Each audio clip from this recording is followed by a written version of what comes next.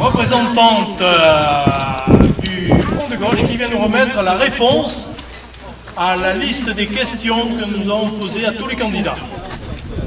Bon, c'était l'occasion, on en profite, tant mieux, j'espère que d'autres partis vont venir faire la même chose. Nous sommes ouverts, donc Corinne Darbleu vient de remettre cette réponse. Tu la lis pas, tu la lis pas, hein? Comment? Tu la lis pas? Si. Non, Là, c'est facile. tu la montres en gros, là.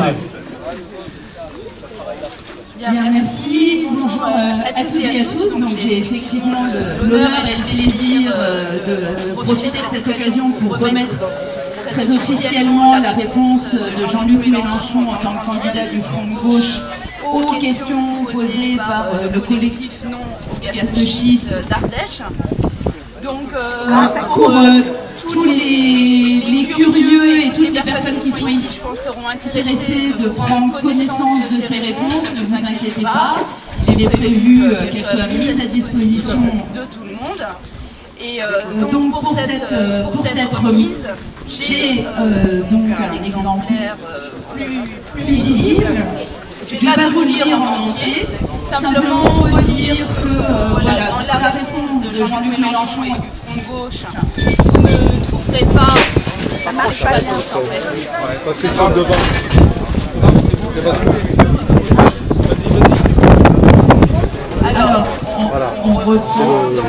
J'étais en train de dire, il n'y a pas de scoop dans cette réponse, puisque tout simplement les camarades militants et élus du Front de gauche sont, ma foi, mobilisés et présents dans cette mobilisation depuis le début. Aujourd'hui, nous fêtons les 1 an de cette mobilisation exemplaire. Je crois qu'une des grosses réussites de cette mobilisation, c'est d'avoir réussi à associer à la fois les militants, les citoyens, les associatifs, les élus.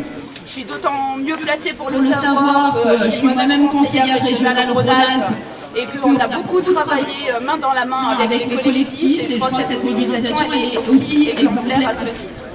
Alors tout simplement, donc, dans cette réponse, Jean-Luc Mélenchon rappelle notre position qui est une position de refuser à la fois l'exploration et l'exploitation des gaz et huiles de schiste, en rappelant évidemment tous les dangers qui sont liés aux différentes sortes de stimulation de la roche.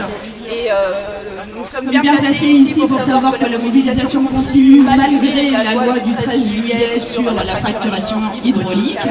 Et puis rappelle également l'absurdité de cette exploration et de cette exploitation de gaz et huiles de schiste, alors qu'au contraire l'urgence est de refuser le productivisme et l'extractivisme et de sortir de ces énergies carbonées pour des raisons à la fois écologiques mais aussi sociales, d'aller vers une transition énergétique. Et donc pour toutes ces raisons-là, Jean-Luc Mélenchon et le Front de gauche réaffirment son refus des gaz et huiles de schiste, ni ici, ni ailleurs.